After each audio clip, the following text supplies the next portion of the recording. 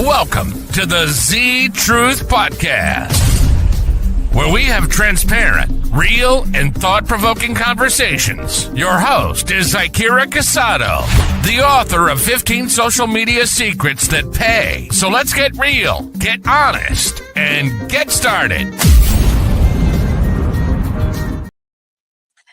Hello, and welcome back to another episode of the Truth Podcast. I'm having a tongue twister.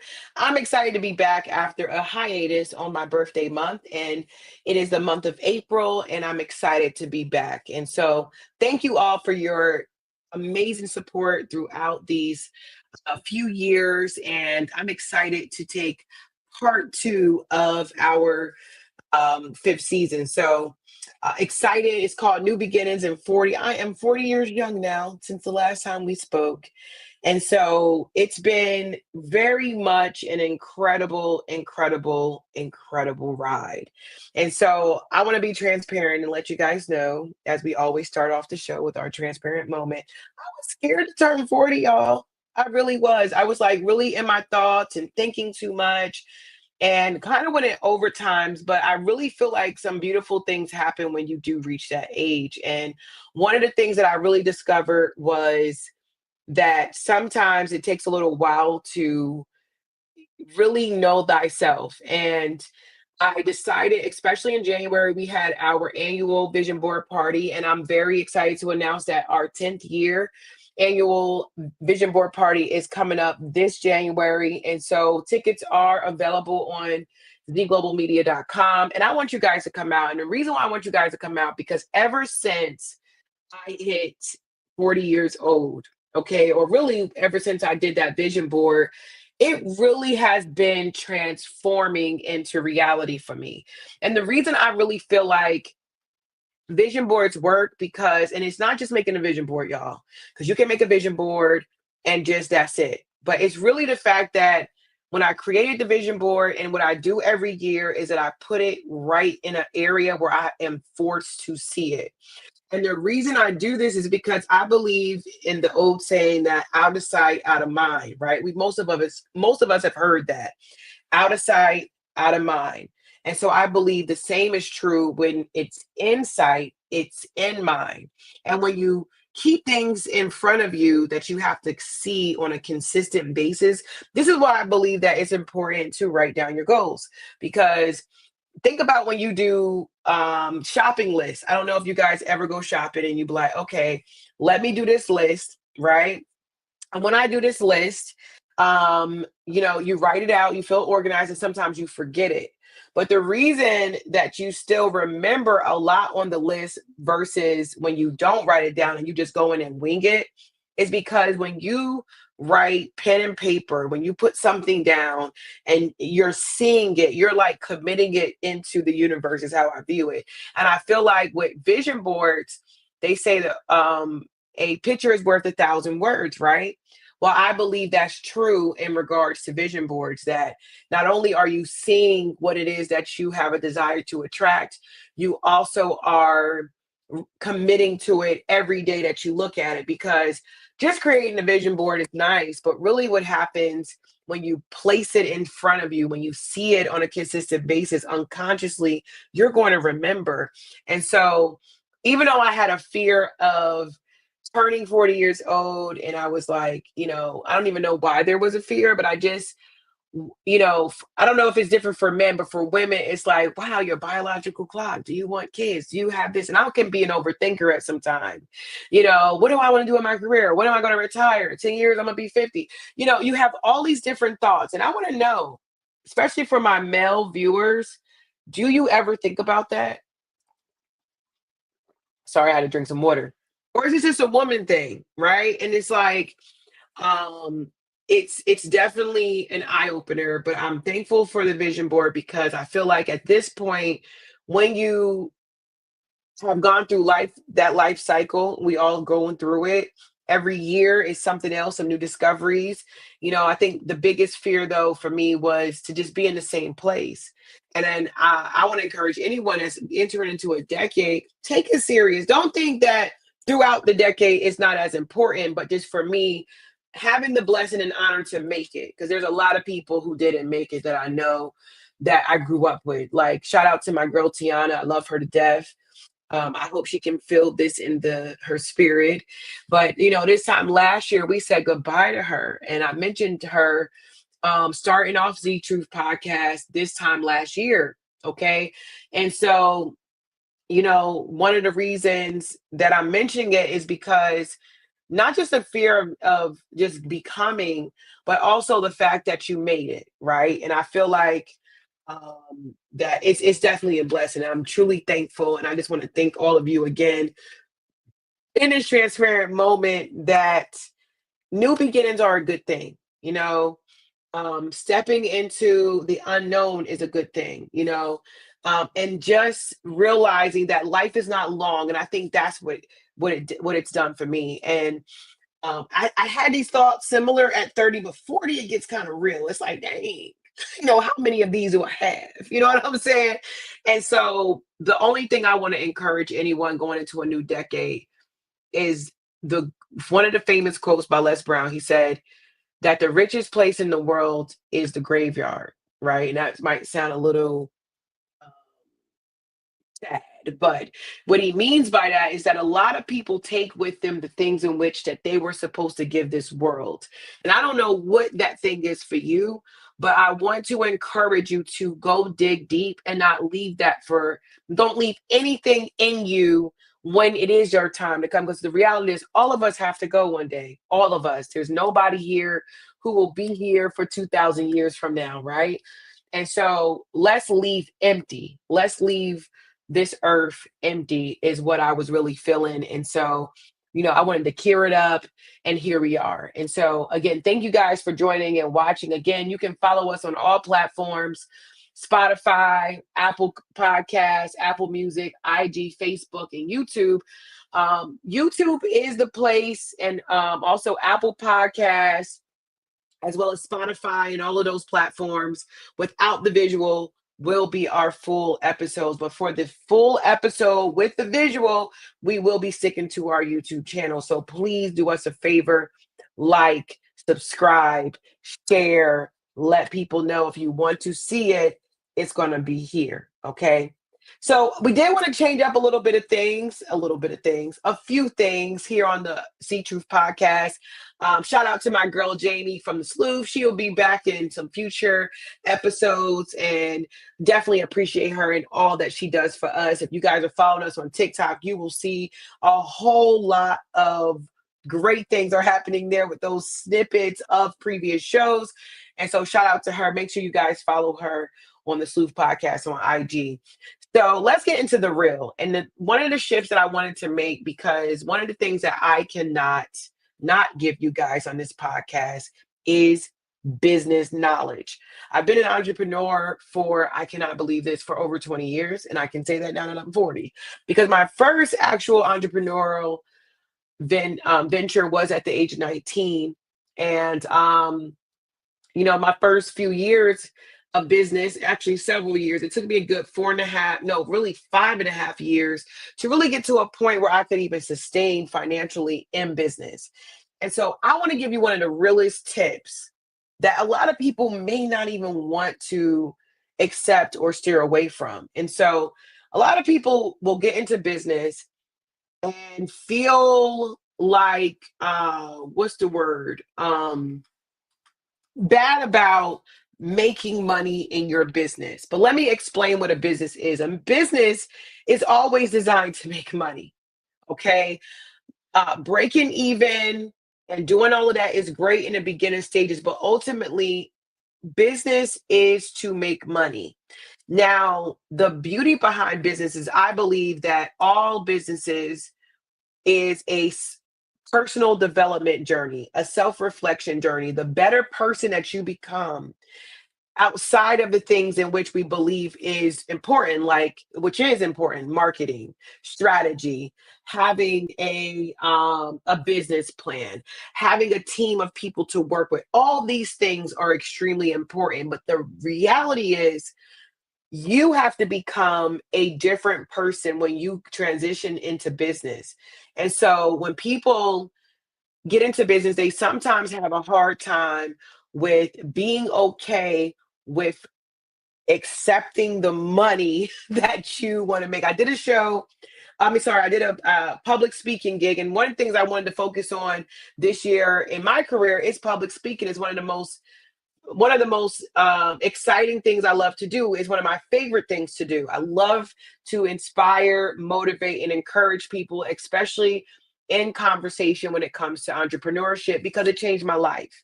You know what I mean? Like, I've been able to do things that I shouldn't have been able to do because of being and taking the road of entrepreneurship. All right.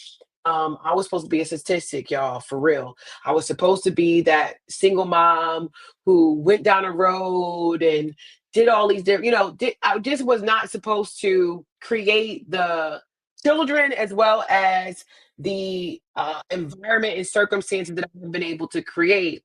And that's not in a boastful way. It just is what it is. You know what I'm saying? And so one of the things I used to struggle with, and I was very blessed to be in network marketing in the beginning, because in network marketing, they you have help in some aspects. In most aspects, you have help in network marketing because everyone that's on your team has a vested interest in yourself. But one of the hardest parts of the process, and every business has a process, all of them. And if it doesn't, that's a problem, right? But all of them have a process between clients, prospect, client, transaction. Okay. Transaction is the coin, right? So again, these steps, this process, there's a process where you create interest. There's a process where you provide the knowledge in regards to your service, and then the transaction. All right. But there is something that happens, and there has to be a total shift mentally when you want to start collecting and charging people. All right. And so what happens is, when I was in network marketing, it was hard for me to become a closer. I eventually did get to becoming a closer, but not everybody gets to that point, because a lot of people be having you got to realize what's in your mind also when you're in business, because they will reflect in your business. So let's say you have a theory, or you have a belief, is a better word. Let's say you have a belief that in business you should not make money off of people, and you look at it in that aspect, then you are going to give more than you get. All right. It's just going to happen because I did it. Right.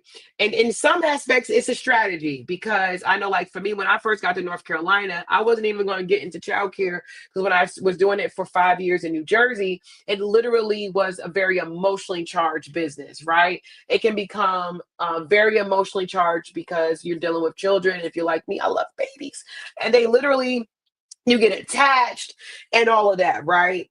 And so when I did decide I need to do this because this is more of a calling than it is anything else, I gave rates that were really like low, right? And so eventually, as your value goes up and you provide not just value, but also a testament, then that's when the rates go up, right? And you got to get to a point where you don't feel uncomfortable about that. And I believe that's something that I had to realize. And because this is the reality, y'all, when you're in business, all right, you should be paid off of people that you provide a service to. And based upon how good, bad, indifferent that service is, determines what your market, or what your rates, or what what you are requiring for the marketplace. Let me explain that just a little bit deeper. So in other words, if you provide this, and this creates this for this person, for example, a hairstylist literally takes time to become an artist. You allow them to be an artist in your hair. Some people look at hairdressers as artists, right? They look at someone's hair and they make them feel beautiful by doing their hair, right? And so what happens, and I talked about this on at an event. I just realized I didn't finish my thought, but I was blessed to be a speaker at the Loves. Love Studios event. It was a content creation event. And I kept saying to everybody say, show me the money, show me the money, show me the money. And you can see where people began to feel a little less uncomfortable with talking about money. And I don't know why that is. It's just a timeless thing where people don't like talking about money, right? Unless it's like in a different aspect. So going back to my point, that when you provide this service, and if this service, if you're that hairstylist, if that service, all right, is making this person more confident, feel better about themselves, of alleviating stress, allowing them to come and show up as their better and higher self, you deserve those coins. Okay. In childcare, if I'm providing a safe environment where the children are happy, the parents are happy, the food they're getting is nutritious, and they are being inspired as the next generation, I deserve the coins, and you deserve the coins in your business. So that's my real business tip, is that I want to challenge all my entrepreneurs and bosses to think of your business, look at what it is, and ask yourself, am I getting what I'm valued at? Because now you're basically because listen, therapists charge almost, some are $50 an hour, some are $100 an hour, some are $200 an hour. And it's because the rates are different, because in the marketplace, their value is what it is. All right. That's why I was about to say physical therapy, not physical, personal trainers. Some personal trainers will be 35 a session, some will be 80 a session. What do you value on your time? Okay. And so I want to challenge all my bosses, challenge all of my business owners to literally think of, are there ways, do I need to generate extra income from my business? And if I do, what values can I give? What can I do? I'm sorry, not values. What can I do to make it more valuable when I do give this product or service, right? And when you do that, that's when you deserve the increase. All right. And so I wanted to just make sure that on these shows, I make a point to give something in business, because that is my identity. You know what I'm saying? It just is what it is. You know, if you haven't gotten my book, 15 social media secrets that get you that pay, it's all available on Amazon. Pick it up, read it, let me know your thoughts. I do have an event coming up. I'm going to tell you guys a little bit more about that soon, once I get the dates. As well as, I want to give a quick shout out before I transition to my unbiased moment, is a shout out to Pick'em Pros, y'all, for real. Like, Pick'em Pros is such a vibe. My football team was out and supported them at their last event. They have another event coming up on the 26th of this month, and I'm very blessed and happy to be able to be on their shows this coming June, which is June the 7th.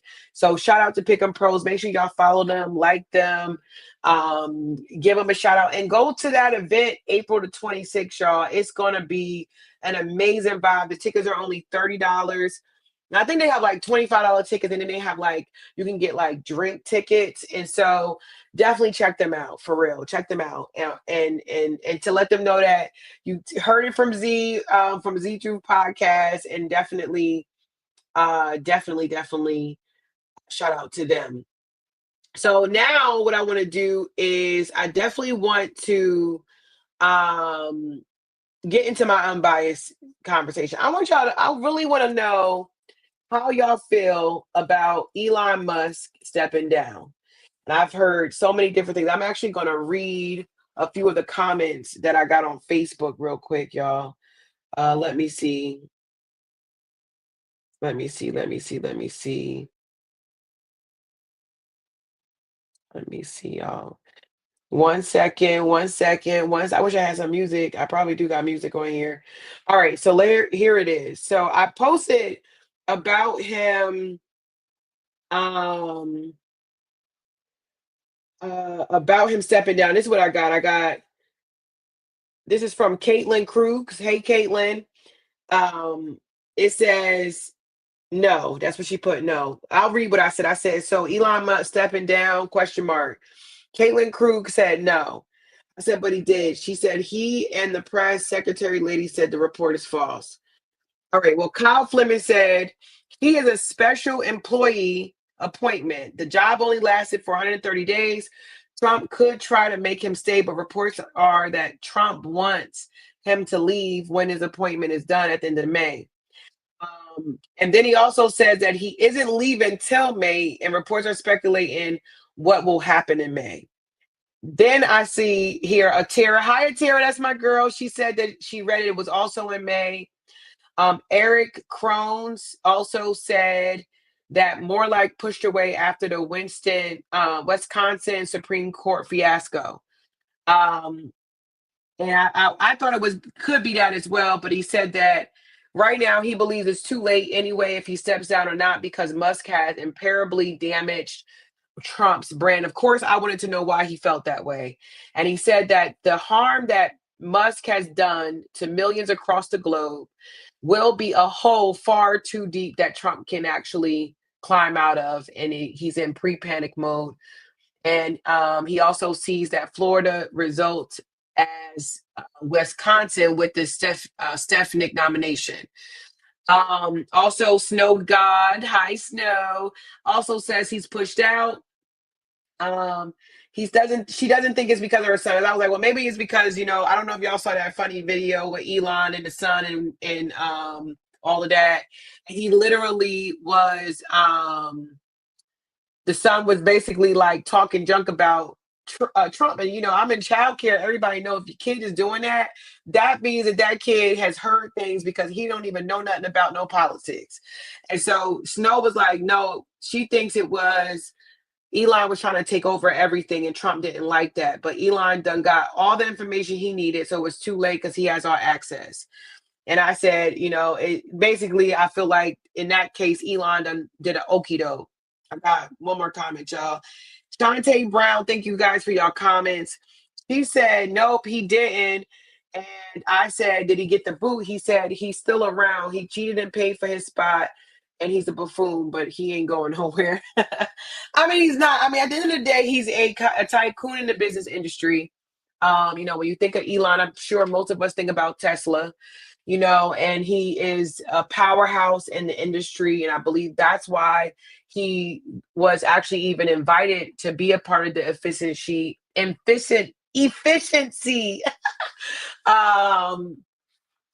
department. And maybe he did, maybe he saw an opportunity, took advantage of it. At the end of the day, I'm not never mad at that, but it does kind of give me a little bit of anxiety to know that he has all our information, that he had access to that, and that he's going to be gone not even halfway through the year. Speaking of which, can you guys believe that we are already in during the second half of 2025? Like, insane that we are already there. I also saw that Cory Booker did a 25-hour speech. I thought I was reading that thing wrong, but apparently he beat the record of a politician that did 24 hours back in the 50s. And I thought that was really, really interesting because, like, I'm trying to figure out, what do you talk about for 24 hours? I be struggling, I struggle when I'm only talking an hour. So I really can't imagine what it would be like to talk for 25 hours.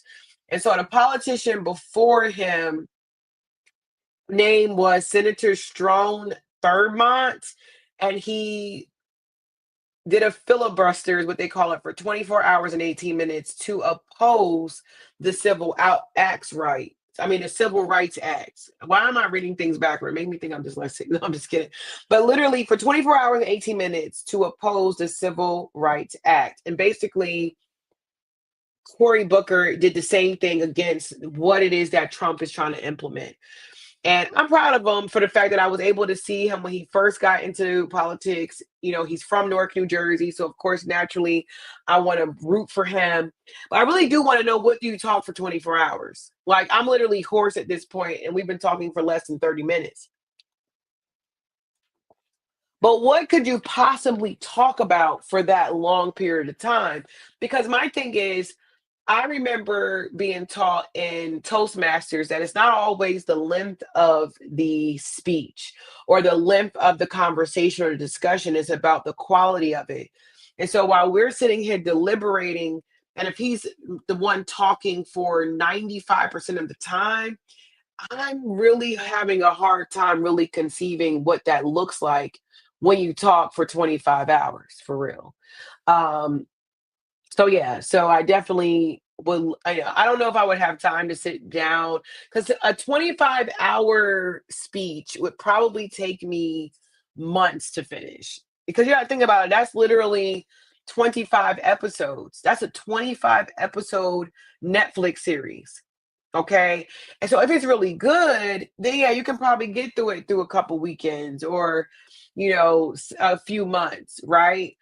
But 25-hour speech, it would have to be compelling. And I want to know if you guys are going to listen to it. Because if you do, tell me how it is. 'Cause I don't think maybe what you could do is listen to it on like, now they have that thing where you can listen to an audio playback at 2 or 3 speed. And that will kind of cut through it a little bit faster. But real time, 25 hours, I think you're going to lose me after an hour. But yeah, that's my unbiased moment there. And so again, I don't know what's up with Elon. I really do hope that it's not something that I believe that should be kept taken lightly because it is information, it is information for real. And yeah, yeah. So, we're gonna see. We are going to see. We are going to see. So I have a thought-provoking question for all of you that I would love to ask. And it's not nothing fancy. It's just very simple, short and sweet. And then my question to everyone is what are you grateful for? And if you're watching this, I want you to answer it. Just give us, I would say 3 things, but I don't want to give a limit to what you feel that it should be a limit. Okay.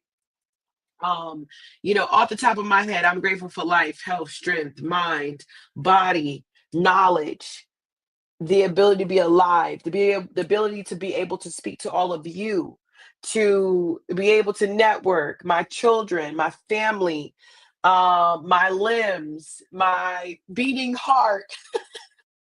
It's like funny because the reason why I'm asking these questions is because sometimes you can be really get caught up in life and not realize how blessed you are.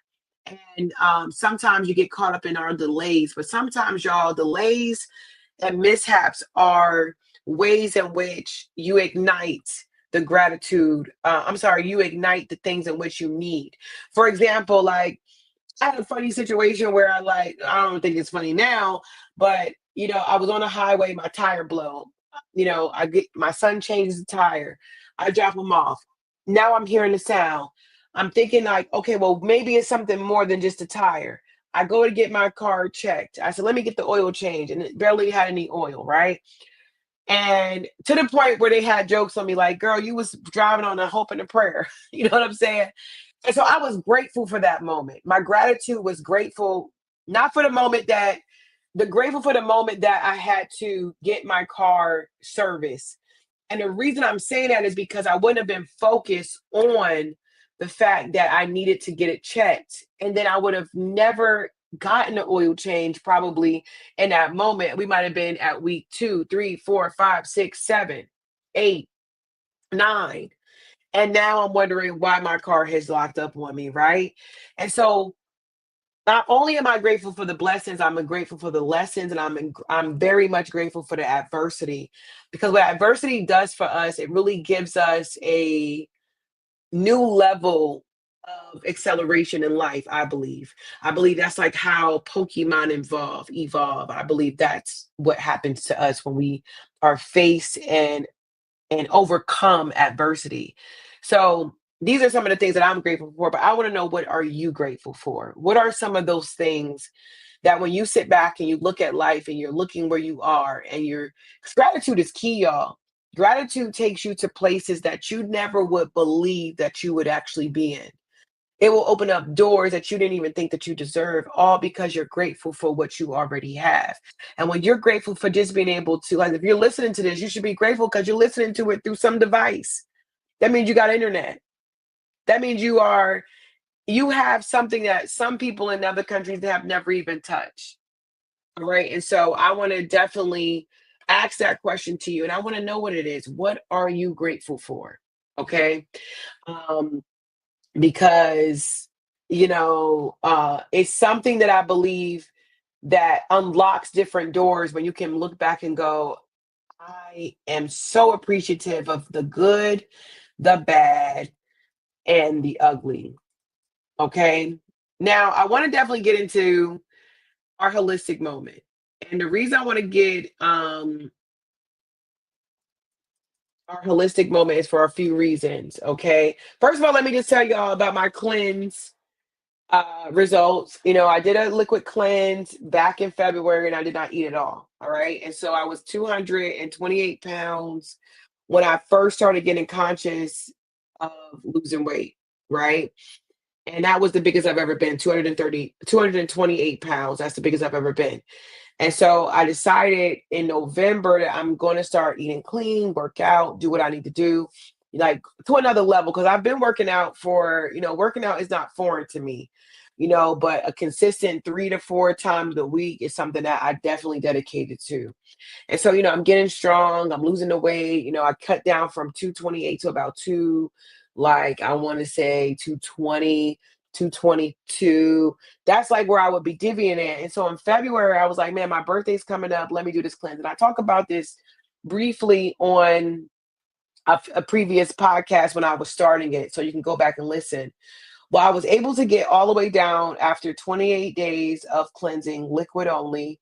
What I did was I created a like teas during the day, and I would use the skins of real fruits, and I would use, I would use real cinnamon sticks and star anise and all these different things, right? And so when I would do that, I would boil it, use honey, and that was my tea. And then I would drink water. And then every other day I would drink an laxative tea, which called Slim Trim tea. Basically, it makes you go to the bathroom. You're gonna be shitting, okay?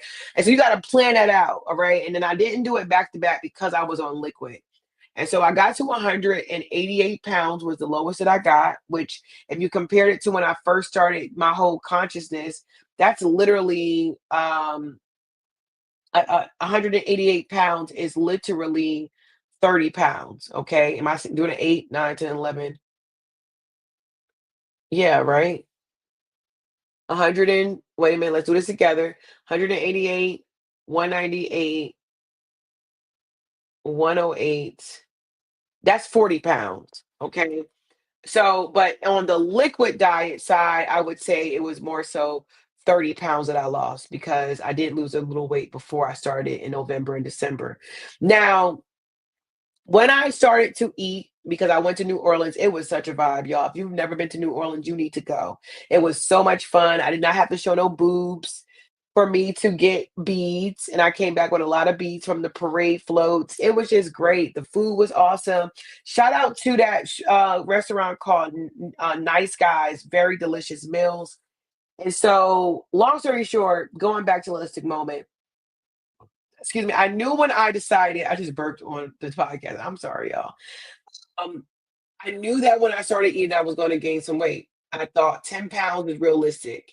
And that's what pretty much happened. When I started eating again, and now I'm pivoting between 195, okay, and 198 is where I pivot.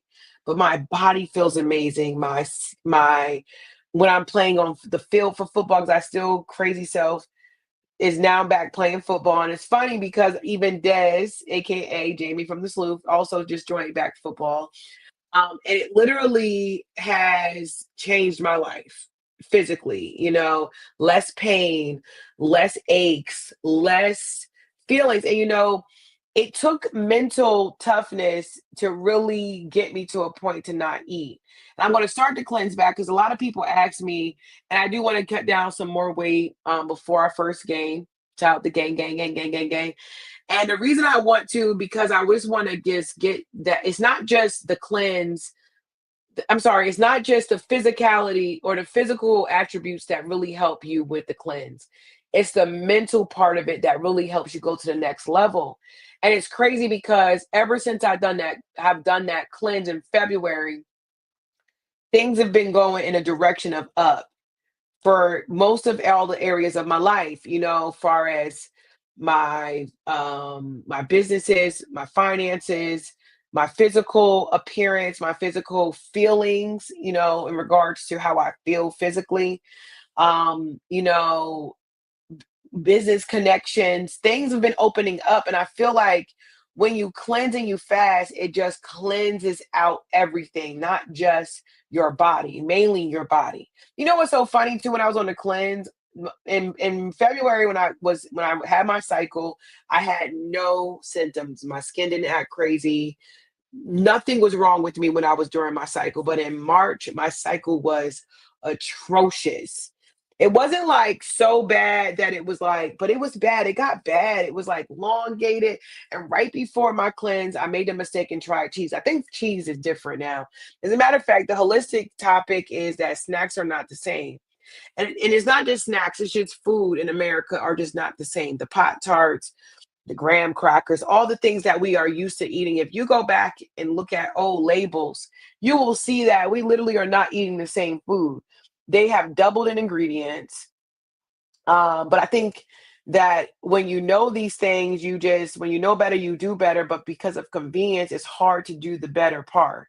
All right. And so, but going back to the cleanse results, it it clears out more than just what you feel physically. It's also what you feel, it's cleaning out your spirit as well. And I believe that's why I'm going to go ahead and do it again. And if you want to be a part of that, I did create a group of people who, I mean, not a group of people, a group for people who want to be a part of that.